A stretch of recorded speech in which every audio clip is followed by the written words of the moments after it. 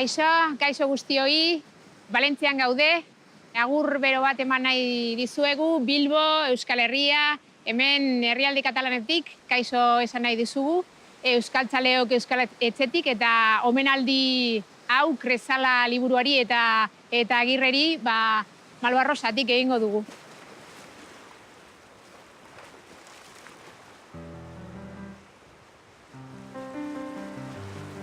Hatz asko dira bertan sustraia daukienak, baina gehiago goitik bera jauzirikoak. Eta zelan inok estituan elkarren gainean tolostu, itsasoaren barezko egunetan, zulo, tarte, utzune, eta inguruetatik zartzen jakoe ura polito. Ta honi bai, ta horri ez, alderdi batetik bai eta bestetik ez. Azpiak eta alboak miazkau nahian edo betiko igortzi biguñaren indarrez ondartu, eta ezera erakarri bailirean ibiltzen jakoe, ziliboka eta bairatxu. Baina itsasoaren haserre orduetan, ur azpian eskutaurik edo alderdi guztietatik bitza dariola egoten dira arkaitz danak, esnetan egosten dagozan harto zati lodien antzera.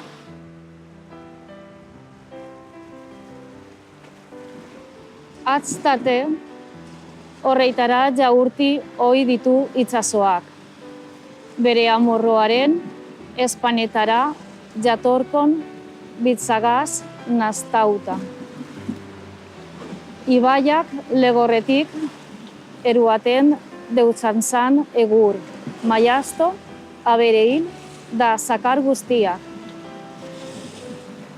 Txalopetatik jausten direan edo baga ausarditzuak ataraten dituan balde, tosta, panel, tolet, estropu, lambaz, kako eta treotzarak. Han bertan, sortuten dira lapak eta mutxilloiak, marraskulu, lanperna eta itzastriku. Edo morkotzak eta bertan daukie gainera hauren bizitzea izkira, amarratz, ologarro eta beste janari mueta gozo asko. Horregaitik joaten dira atxetara arrandonoko emakume eta mutikoak gurbia. Itxasorako gauza ez diran aguratxoak, kaina berezeagaz, atxarrain batzuk, atara nahian edo lapa, marraskulo eta lanperna esker.